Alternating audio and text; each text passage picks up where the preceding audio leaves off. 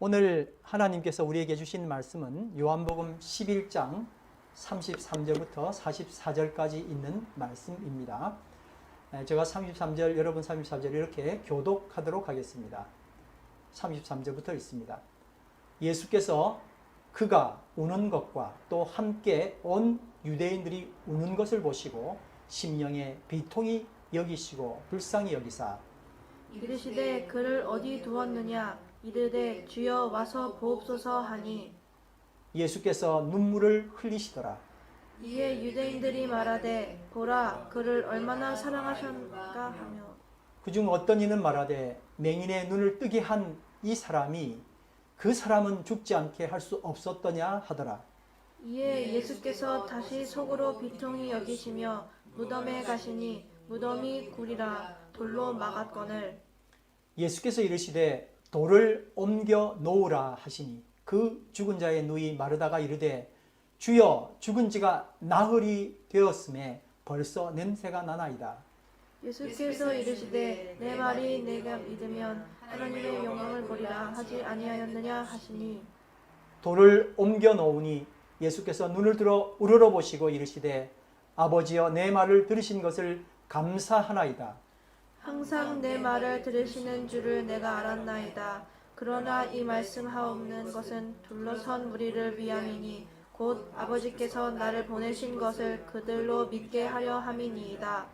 이 말씀을 하시고 큰 소리로 나사로야 나오라 부르시니 죽은 자가 수족을 배로 동인 채로 나오는데 그 얼굴은 수건에 쌓였더라.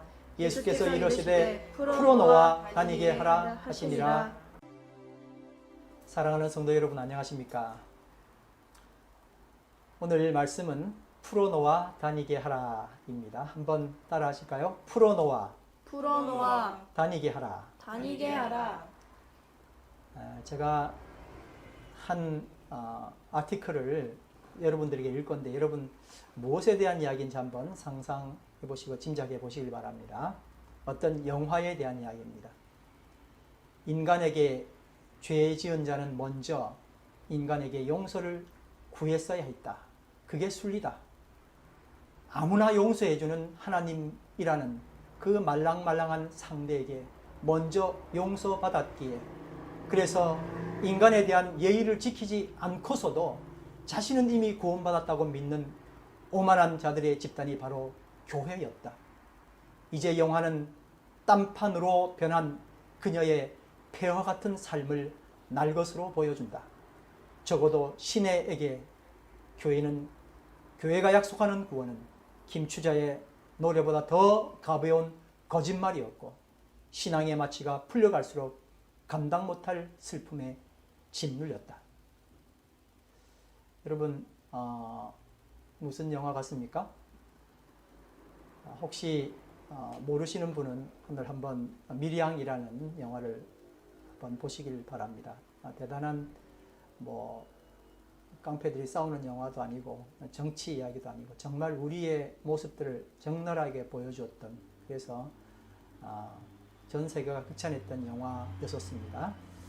미량에 대한 평을 김원이라고 하는 문화평론가가 썼던 글을 제가 방금 서두에 읽었습니다. 우리는 오늘 요한복음 11장을 통해서 아주 많은 이야기들을 그동안 들어왔었습니다. 예수님께서 마침내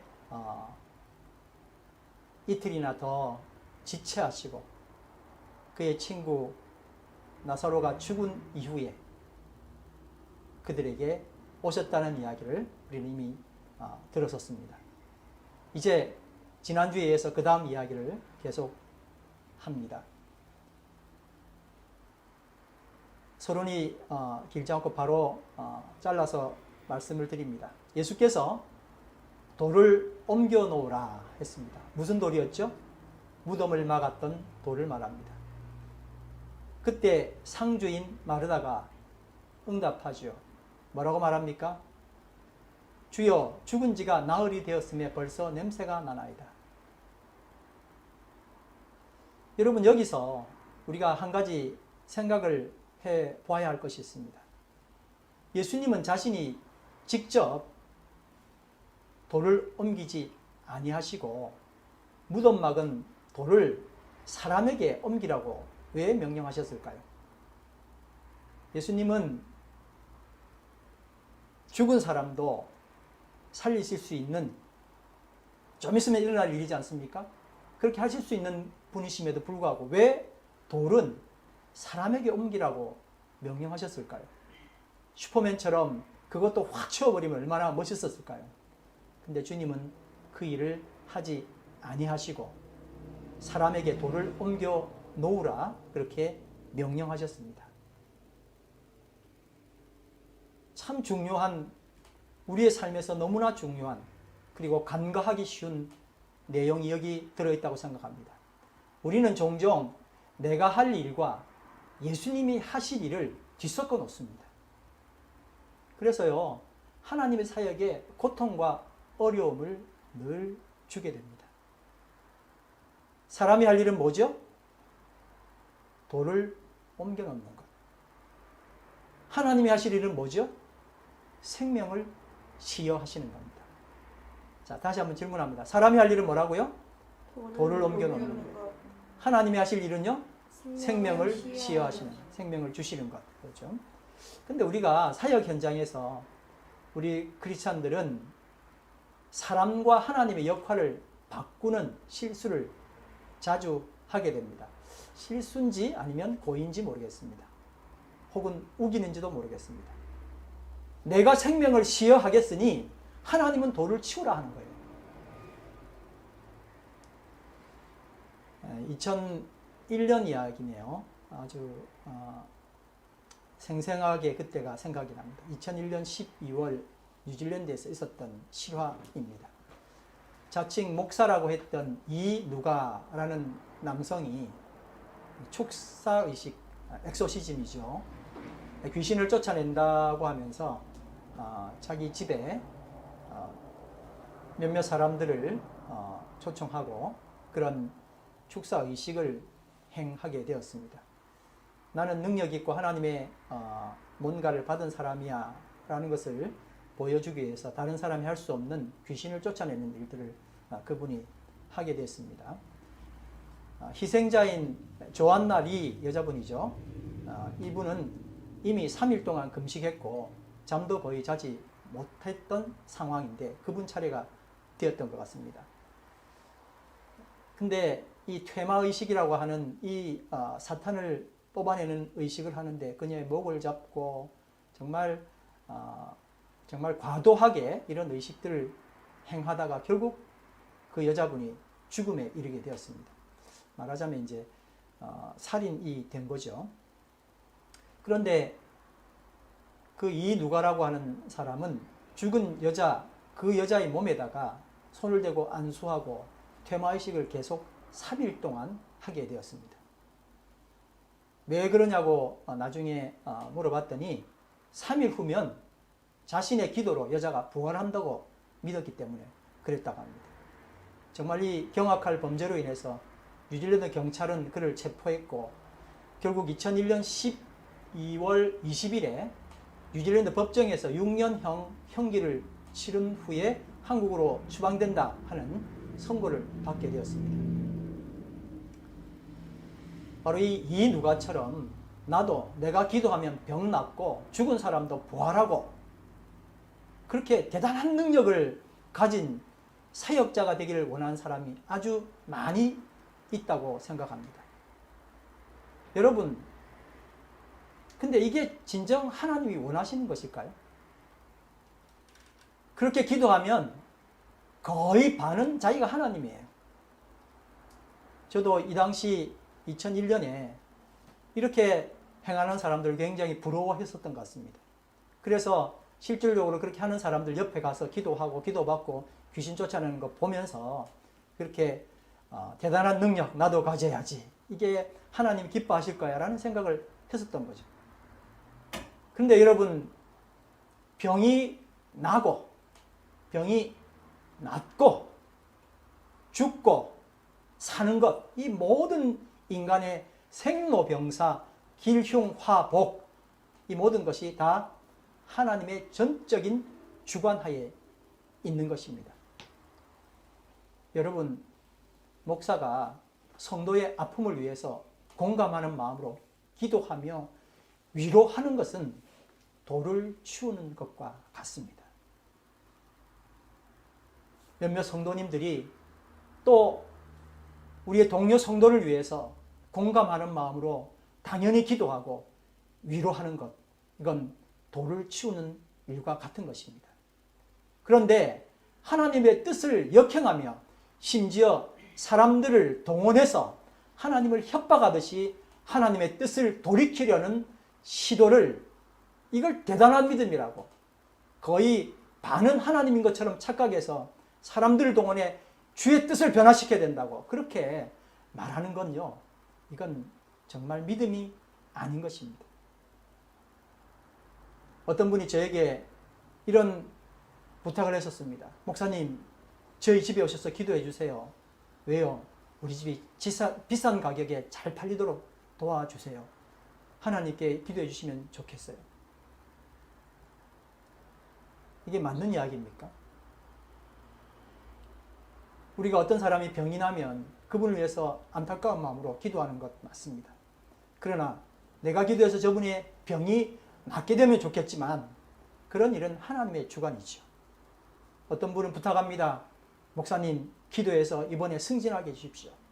심지어 우리의 마음 가운데는 죽은 자를 부활시켜 주세요까지 이야기할 수 있는 것이죠. 이건요, 믿음이 아니라 착각입니다. 하나님이 기뻐하시지 않을 일들이죠. 2001년에 일어난 이 이누가 사건은 한인 크리스찬이라면 정말 모두 불편할 수밖에 없는 일이었고, 우린 그런 일을 행한 당사자를 사실 비난했었습니다. 아, 그건 아니지 그랬죠. 그런데 그가 그런 일을 하게 된 것은 그 당시 뉴질랜드 한인 크리스찬들, 더 나아가서 한국의 크리스찬들이 공통으로 가지고 있었던 내밀한 욕망을 드러낸 것에 불과했습니다. 그게 뭘까요? 내가 하나님 되는 욕망이었죠. 한번 예를 들어 보겠습니다. 로마서 12장 말씀입니다. 14절 말씀 같이 한번 읽어볼까요? 시작. 너희를 박해하는 자를 축복하라. 축복하고 저주하지 말라. 17절 말씀 시작. 아무에게도 악을 악으로 갚지 말고 모든 사람 앞에서 선한 일을 도모하라. 19절 말씀. 내 사랑하는 자들아, 너희가 친히 원수를 갚지 말고 하나님의 진노하심에 맡기라. 기록되었으되 원수 갚는 것이 나에게 있으니 내가 갚으리라고 주께서 말씀하십니다. 아멘, 아멘. 사과는 누가 해야 될 일입니까? 사람이. 사과는 사람이 해야 할 일입니다. 반면 심판, 판단은 누가 해야 됩니까? 하나님이 하셔야 될 하나님의 몫입니다. 그런데 우리는 이 역할을 너무 자주 바꾸어 버립니다. 심판은 내가 해버립니다. 그것도 아주 냉철하고 신속하고 빠르게 심판하고 심지어 상응하는 형벌까지 내려버립니다. 그리고 내 영혼 평안에 찬양을 부릅니다. 이렇게 심판을 하고 나면 내가 주는 평안이 아니라 편안이 나를 감싸는데 그걸 알 리가 없겠죠. 여러분, 사과는 돌을 치우는 것만큼 힘들고 귀찮은 일입니다. 할 수 없는 게 아니라 하기 싫은 거죠. 요한복음 11장 44절 말씀입니다. 한번 다 같이 말씀 읽어보겠습니다. 시작. 죽은 자가 수족을 배로 동인채로 나오는데 그 얼굴은 수건에 쌓였더라. 예수께서 이르시되 풀어놓아 다니게 하라 하십니다. 수족을 싼 배와 얼굴을 싼 수건을 풀어서 다니게 해주는 것은 누구의 몫입니까? 사람의 몫입니다. 그렇죠? 근데 우리는 돌만 치우면 됐지 뭘 또 자꾸 시키세요 이러는 거예요. 용서를 구하는 일도 마찬가지입니다. 그런데 하기 싫어요. 내가 해야 될 일인데 이걸 하나님께 던져버리는 거예요. 용서 구하지도 않고 뭐를 요구합니까? 화해되기를 요구하는 겁니다. 여러분, 화해는 하나님이 준비하시는 겁니다. 한번 따라 하실까요? 화해는 화해는 하나님이 준비하셨다. 하나님이 준비하셨다. 그러면 나사로가요, 하나님이 준비하셔서 나사로를 부활시켰었잖아요. 이렇게 했던 것처럼 하나님은 화해를 이렇게 다 준비시켜 놓은 거예요. 그리고 뭐를 기다리고 있어요? 배와, 몸을 감쌌던 배와 얼굴을 쌌던 수건이 벗겨지기를 기다리고 있는데, 이걸 죽었다고 묶어놓은 사람이 풀 생각을 하지 않는 겁니다. 아, 이 냄새 나는데 저기 진짜 가도 되죠? 귀신 아니에요? 가기 싫은 거예요. 내가 반드시 치워야 할 배와 수건 말입니다. 단지 그 배와 수건을 하나님이 치우시고 나는 그 덕에 화해의 얼굴 훔쳐보기를 원한다는 겁니다. 근데 예수님이 말씀하시죠. 배를 벗겨라. 수건을 벗겨라. 풀어서 다니게 하라. 그렇게 말씀하십니다. 한번 따라합시다. 배를 벗겨라. 배를 벗겨라. 수건을 벗겨라. 수건을 벗겨라. 다니게 하라. 다니게 하라. 아멘. 내가 할 것은 하나님이 하고 하나님이 하실 것은 내가 하고픈 욕망, 이게 바로 내 마음대로 하려는 죄입니다. 우리 크리스찬들이 원래는 내 마음대로 하는 인생 아닙니까? 그래서 하나님을 믿게 되고 난 다음에, 크리스찬이 되고 난 다음에 이제 주님 마음대로 하는 인생으로 변하게 되었습니다. 그래서 우리 크리스찬의 삶이 매일 주님 뜻대로 합니까? 그러면 좋겠지만 참 힘든 게 바로 그거죠. 우리가 교회에서 공동체 생활을 하면서 걸리는 게 바로 이겁니다. 매일 나는 하나님 뜻대로 한다고 그렇게 생각하죠. 어떤 분은 저는 죄인입니다 그렇게 고백하지만, 어떤 사람은 저는 주님의 뜻을 늘 따릅니다. 주님의 뜻인 양 가장하기도 하고 착각하기도 하고, 그러면서 정말 자기 마음대로 사는 사람이 많이 있습니다. 나는 언제나 하나님 편이고, 저 수준 낮은 사람은 하나님의 뜻을 모르니까 내가 알려줘야 돼. 어떻게 알려줄까? 그들을 아프게 해서라도 나는 알려줄 거야. 이러면서 자신의 예의 없음을 합리화시키고, 사람들이 자기 싫어하면 그걸 또 하나님을 위해서 핍박받는다고 착각하고 있습니다. 얼핏 봐도 자기 마음대로 하는데 하나님이 시켰다고 막 우기는 거죠. 여러분, 이건 멀리 갈 필요도 없습니다.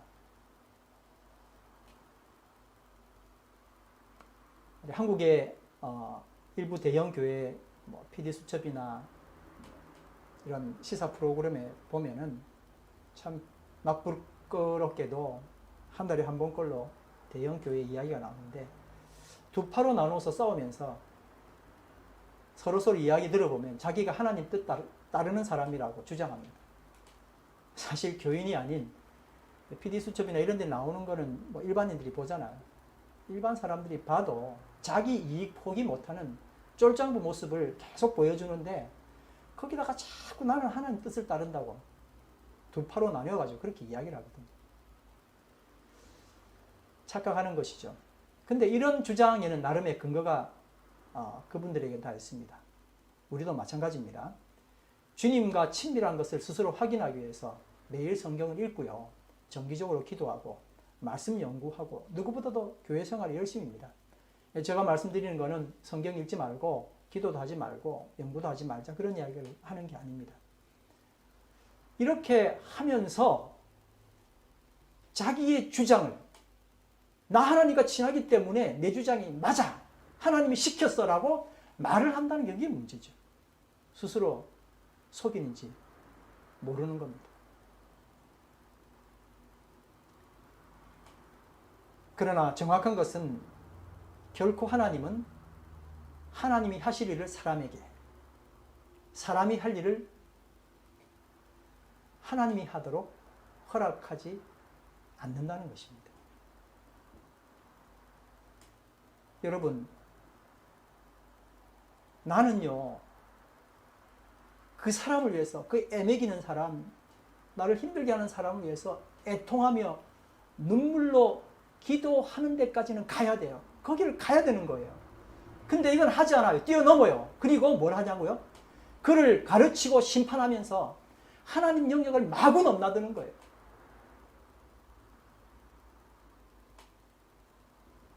하나님은요 결코 하나님의 하실 일을 사람에게 주지 않습니다. 그리고 사람이 해야 될 일은 사람이 하도록 하시는 거예요. 근데 내가 해야 될 그 일은 하지 않고 자꾸 하나님의 영역을 넘나드는 거죠. 가정 공동체, 교회 공동체, 선교회 공동체, 어느 것 하나 덜 중요하지 않습니다. 그런데 만약에 나에게 주어진 돌을 치우기 싫어서, 배와 수건 풀어주는 거 싫어서 가정 공동체에서 교회 공동체로 피하는 경우가 많습니다. 반대 경우도 있겠죠. 또 가정 공동체나 교회 공동체에서 선교회 공동체로 피하는 경우도 있습니다. 좀 오래된 이야기지만 제가 잘 아는 건축일 잘 하시는 어떤 집사님이 계셨는데 가정에 좀 힘든 일들이 있어서 저랑 여러 이야기를 나눴던 그런 시간들이 있었습니다. 근데 그 집사님이 저에게 그랬어요. 목사님, 저 아프리카로 선교 가고 싶어요. 이제 그 말씀을 하시면 제가 되게 좋아하면서 아이고 생각 잘하셨어요. 아프리카 선교 가시면 얼마나 좋아요. 이렇게 아마 대답할 줄로 기대하셨던 것 같아요. 근데 저는 그렇게 대답하지 않고 찬성하지 않고 집사님 원해서 아프리카 가는 건 선교가 아니고 피하는 겁니다. 이렇게 말씀드렸었어요. 가정이 힘든데 가정 상황 가운데 문제를 해결하기보다는 이제 피해서 아프리카를 가겠다고 하는 게 그게 하나님 기뻐하실까요? 하고 이야기를 했던 적이 있었습니다. 다 하나님이 기뻐하시는 공동체니까 어디 가든 하나님이 기뻐하신다고 믿고 싶겠지만 돌치우기 싫어서 해치기 싫어서 풀어주는 것, 그래서 다닐 수 있도록 만들어주는 것 하지 않으려고 그걸 피하는 것을 하나님 뜻이라고 이야기하면 안 되죠. 응? 전적으로 자기 뜻 아닙니까? 거기에다 내 마음대로 되지 않으면 발 담근 공동체를 두고 이 공동체는 하나님 없다, 사랑이 없다며 또 비방합니다. 정말 심각한 건 또 뭐냐면은 이런 이야기를 하죠. 나는 사람하고만 아니요. 나는 사람하고 상대하지 않아요. 나는 하나님하고만 상대합니다. 이 이야기예요. 뭐라고요? 나는 사람하고 상대하지 않고 누구하고만 상대한다고요? 하나님하고. 야, 이 말 굉장히 신앙 있어 보이지 않습니까? 근데 만약에 이것이 돌치우기 싫어서 만들어 놓은 구실이라면 어떻게 할까요?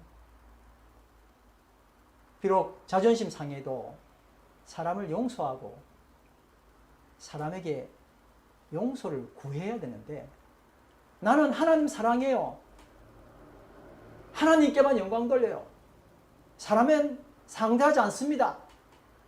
이건 정말 이기적인 신앙의 진수가 아닐 수가 없습니다. 용서를 사람에게 구해야 되는데 그건 하기 싫으니까 난 사람하고 상대 안 한다고 얼마나 한심하고 답답한 이야기입니까? 마치 영화 밀양을 보는 것과 같습니다.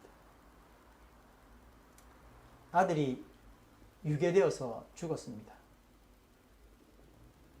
매일 지옥을 걷는 시내에게 앞집 약국에서 교회를 소개했고 그것은 그녀에게 한 줄기 빛이 되었습니다. 이제 열광적으로 그녀가 그 괴로움을 잊기 위하여 열광적으로 교회에 나갔고 시내는 교회에서 하는 이야기 실질적으로 자기도 하겠다고 마음먹고 살인자를 용서하기로 합니다. 그래서 아들의 살인자이며 자신의 원수 그 사람을 만나러 감옥으로 가죠. 근데 여러분 고통으로 몸부림칠 줄 알았던 원수는 의외로 평온합니다. 저는 그 영화에서 그 얼굴을 잊을 수가 없습니다. 정말 천사도 그런 천사가 없더라고요. 그 얼굴에. 참 연기를 잘 하신 거죠. 그는 이미 하나님을 만나서 마음의 평안을 얻고 용서를 받아서 새 사람이 되었다면서 기쁨에 넘쳐 있었습니다. 시내는 그리고 그 영화를 보았던 많은 사람들과 함께 너무나 손쉬운 하나님의 용서를 가르쳤던 교회에 분노합니다. 돌을 치워라. 배와 수건을 풀어라 하는 설교를 미루고 방임해 온 목사들을 향해서 분노하는 것입니다.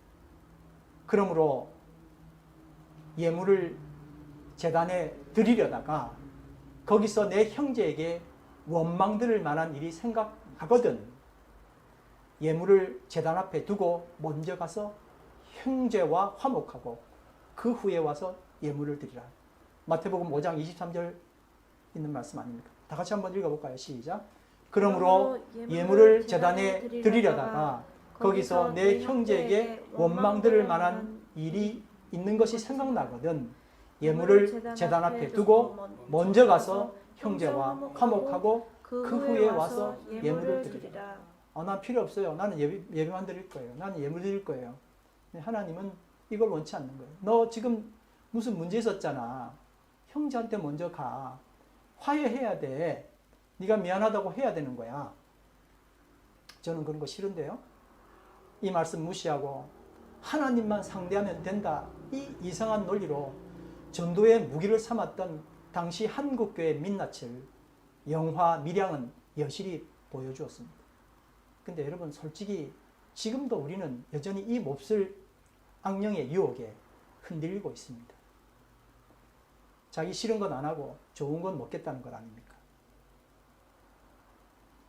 독일의 기독교 민주연합, 기민당이라고 우리는 그렇게 이야기하는데요.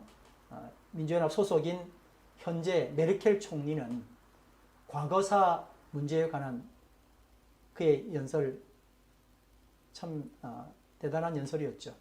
나치 독일에 대한 이야기입니다. 얼마나 많은 유럽에 있는 사람들이 나치 독일 때문에 피해를 보았고 얼마나 큰 고통을 당했습니까? 근데 자기가 한 것도 아니고 그 위에 윗대 조상이 했던 그 만행을 메르켈 총리는 나치의 만행을 기억하는 것은 독일인의 영원한 책임이라고 말을 했습니다. 근데 그만 그렇게 한 것이 아니고 정말 50년 어김없이 머리 숙여서 그들의 윗대 조상의 잘못을 책임지며 사과하는 것, 이게 독일 사람들의 마음이었고 계속 그 일을 해왔던 겁니다. 독일은 상대방이 됐다 할 때까지, 상대방이 만족한다 할 때까지 사과하는 것, 이게 맞다고 그렇게 이야기를 하고, 그래서 이 태도를 통해서 전 유럽 사람들의 존경과 신임을 받고 있습니다. 그런데 일본은 과거사에 대해서 주변국들에게 한번 사과했으면 그만이지 뭐 또 사과하라고 하냐면서 날선 반응 보이고 한수 더 떠서 그들의 치욕적인 과거사를 멋지게 포장하기도 하고 왜곡하기도 하고 은폐하기도 하고 날조합니다. 아마도 이런 일본을 좋게 생각할 사람은 별로 없을 겁니다. 그렇죠? 그런데 이 문제를요, 나에게 가져오면 입장이 금방 달라집니다, 여러분. 사과하기도 싫지만 아무튼 한 번 사과를 했으면 그만이지.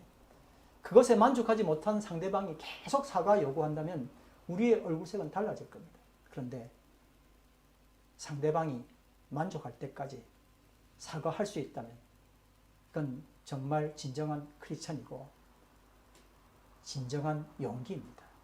여기서 회복이 시작될 것입니다. 크리스찬의 멋이 여기 있지 않겠습니까? 나를 죽여주세요. 좀 이따가 아니요, 저 좀 살려주세요. 하루에 몇 번씩 우리는 이런 기도를 하며 하나님을 슬프게 합니다. 뭔 좀 일 생기면 죽여주세요. 나를 죽여주세요. 그러다가 또 금방 나를 살려주세요. 그러다가 이 모든 기준이 다 내 감정이잖아요. 하나님을 섬기는 게 아니라 하나님을 대적하는 거예요. 그러나 이렇게 죽으면은 책임을 면피하기 위해서 죽는 자살과 뭐가 다를까요? 그리스도와 함께 죽는 길을 택하지 않고 스스로 죽었다, 살았다 하루에도 몇 번 반복을 하는 거예요. 이렇게 돌치기가 너무 싫어서, 배와 수건 벗겨주기가 너무 싫어서, 죽기보다 싫어서 죽어버리고 싶다는 신자가 우리를 슬프게 합니다. 갈라디아 2장 20절 말씀 한번 다 같이 너무 잘 아는 말씀이죠. 읽겠습니다. 시작. 내가 그리스도와 함께 십자가에 못 박혔나니 그런즉 이제는 내가 사는 것이 아니요 오직 내 안에 그리스도께서 사시는 것이라. 이제 내가 육체 가운데 사는 것은 나를 사랑하사 나를 위하여 자기 자신을 버리신 하나님의 아들을 믿는 믿음 안에서 사는 것이다. 여기 죽음과 삶이 나오지 않습니까? 내가 죽었어요. 어떻게 죽었습니까? 그리스도와 함께. 어떻게 해요? 십자가에 못 박혀 죽었습니다. 그래서 이제 내가 사는 것은 하나님을 믿는 믿음 가운데 사는 것이라. 근데 나 혼자 죽었다가 나 혼자 살았다가 반복하는 삶은 정말 매일매일이 지옥일 수밖에 없습니다. 근데 여러분, 그게 나만 죽는 게 아니에요. 나 이제 없는 셈 치세요 하고 훅 나가버리고 문 쾅 닫고 나가버리고 그러면요, 거기에 있는 공동체가 같이 그 사람 때문에 고통당하고 힘들어합니다. 가족 공동체도 그렇고요, 교회 공동체도 함께 고통당하는지 상상도 못할 겁니다. 그런데 여러분, 내가 그리스도와 함께 죽으면 이야기가 달라집니다. 그와 함께 죽으면 가족 공동체도 살고 교회 공동체도 살아납니다. 아멘? 그러면 여러분, 그리스도와 함께 죽는다는 것은 어떤 의미일까요? 한번 따라합시다. 내 위주의 삶에서 내 위주의 삶에서 하나님 위주의 삶으로 변화되는 것이다. 하나님 위주의 삶으로 변하게 되는 것이다. 아멘. 그러니까 먼저 예수께서 명하신 뭐를 해야 돼요? 첫 번째, 돌을 치우고. 따라합시다. 돌을 치우고. 돌을 치우고. 두 번째는 배와 수건을 풀어서 다니게 해야 되는 거예요. 따라합시다. 배와 수건을 풀어서. 배와 수건을 풀어서 다니게 해야 한다. 다니게 해야 한다. 아멘. 돌을 치운다는 건 뭐죠? 뭐가 돌을 치우는 거였어요, 아까? 사과. 그 다음에 배와 수건을 풀어서 다니게 하는 것은 용서를 구하는 거죠. 물론 다르게 해석할 수도 있습니다. 제가 오늘 초점 잡는 것은 바로 그겁니다. 사과와 용서입니다. 이게 사실 심적으로 매우 힘들더라도 할 수 없는 게 아니거든요. 안 하려고 그러는 거죠. 우리는 하나님 안에서 하나님의 자녀이기 때문에 전에는 결코 할 수 없었던 일이지만 이제는 할 수 있게 되었어요. 그래서 이제 결심을 해야 되는 거예요. 내가 먼저 용서를 구하고 그리고 다른 사람에게 사과하고 또 용서도 해주고 하는 그런 일들을 우리는 해야 하는 겁니다. 이것이 바로 그동안 우리가 하나님께 미루어왔던 원래 나의 일입니다. 사과라는 무거운 돌을 치워야 합니다. 용서라는 배와 수건과 우리가 풀어줘야 되는 거잖아요. 대신에 내 것이라면 사치해왔던 하나님의 것을 뭐죠? 심판. 이걸 주님께 돌려드려야 됩니다. 지난주에 말씀드렸던 것처럼 억울함을 푸는 것도 내 것이 아닙니다. 이것 역시 하나님께 돌려드려야 합니다. 뭘 돌려드려야 된다고 그랬죠? 첫 번째, 심판. 내가 다른 사람을 심판하는 일을 주님께 돌려드려야 됩니다. 그건 내 일이 아닙니다. 근데 우리가 하나님을 너무나 많이 자주 침범해왔죠. 억울함 푸는 것도 어떻게 해야 된다고요? 그것도 역시 하나님께 돌려드려야 합니다. 무엇보다 중요한 것이 있는데 이렇게 말씀드리니까 아유, 목사님 참 좋은 말씀이네요. 그렇게 생각하고 이 설교는 꼭 김 집사가 들으면 좋았을 거야. 자기한테 적용하자면. 저 사람이 나한테 사과를 좀 해야 돼요.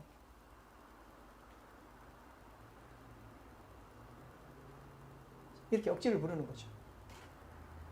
누구에게 적용해야 된다고요? 이 모든 걸? 나에게. 내가 용서해야 돼. 내가 사과해야 돼. 그렇게 해야 되는데 꼭 다른 사람한테 해야 돼. 저 사람이 용서를 좀 날 좀 해주면 좋을 건데 좀 찾아와서 이야기해주면 좋을 건데 그러지 내가 가지 않는 거예요. 우리는 하나님이 나에게 뭘 원하시는지를 분명히 알아야 합니다. 참 놀라운 이야기죠. 요한복음의 그 11장의 그 좋은 이야기 중에 어떻게 예수님이 실질적으로 돌을 스스로 치우시지도 아니하시고 우리에게 치우라 하셨을까요? 그리고 나사로가 살아서 걸어 나오는데 배를 벗겨내고 수건을 벗겨내서 정말 걸어 다니도록 그렇게 만들어 주라고 어떻게 그렇게 하실 수 있었을까요? 너무 놀라운 말씀인 줄 이렇게 우리가 받아들였으면 좋겠습니다. 만약에 우리가 이렇게 하지 않으면 돌무덤 안에서 나사로는 나오지 못하고 계속 서성거릴 겁니다. 한번 여러분 상상해 보십시오. 우리가 아직도 무덤 문을 돌로 열지 아니하고 그에게 묶여있는 수건과 그리고 배를 풀어주지 않으면 서성일 겁니다. 우리가 아직 행복하지 못하고 하나님 안에서 평화를 누리지 못하는 이유는 아직도 무덤 안에서 나오지 못하는 나사로, 나로 인하여 나오지 못하는 나사로 때문에 그런 거예요.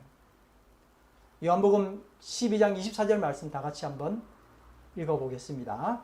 요한복음 12장 24절 말씀입니다. 시작. 내가 진실로 진실로 너희에게 이르노니 한 알의 밀이 땅에 떨어져 죽지 아니하면 한 알 그대로 있고 죽으면 많은 열매를 맺느니라. 여러분, 그냥 내 성질대로 살다가 썩어서 죽겠다 이런 헛된 죽음을 계획하지 마시기 바랍니다. 이제 교회 오기만 하면 죽으라 그랬는데 미치겠죠. 근데 하나님은 성질대로 살다가 썩어서 죽는 그 죽음을 너무 슬퍼하십니다. 썩어 없어지지 말고 멋진 죽음을 선택하시길 바랍니다. 제가 공부가 읽었잖아요. 풍성한 열매를 맺는 멋진 죽음이 바로 그리스도와 함께 죽는 것입니다. 한번 따라 하실까요? 그리스도와 함께 죽자. 그리스도와 함께 죽자. 아멘. 혼자 죽으면 자살입니다. 나 죽여주세요. 안 돼요. 근데 예수님께서 함께 죽겠다고 하셨습니다. 갈라디아 5장 24절에서 26절 말씀입니다. 우리 또 다 같이 한번 말씀을 읽겠습니다. 시작. 그리스도 예수의 사람들은 육체와 함께 그 정욕과 탐심을 십자가에 못 박았느니라. 만일 우리가 성령으로 살면 또한 성령으로 행할지니 헛된 영광을 구하여 서로 노엽게 하거나 서로 투기하지 말지니라. 아멘. 말씀 이렇게 간단한데 정말 대단한 말씀이 들어있다고 생각합니다. 오늘 금주의 암송 말씀을 다 같이 한번 읽겠습니다. 요한복음 11장 44절 말씀입니다. 시작. 죽은 자가 수족을 벼로 동인 채로 나오는데 그 얼굴은 수건에 쌓였더라. 예수께서 이르시되 풀어놓아 다니게 하라 하시니라. 아멘. 우리 다 같이 주의 성령의 인도를 받는 삶을 살길 바랍니다. 성령님 오시옵소서. 이 땅 흔들며 임하시옵소서. 거짓과 탐욕, 죄악에 무너진 우리의 가슴을 정케 하여 주시옵소서. 거룩한 불꽃으로 하늘에서 임하셔서 우리를 하나님의 성령으로 불타게 하여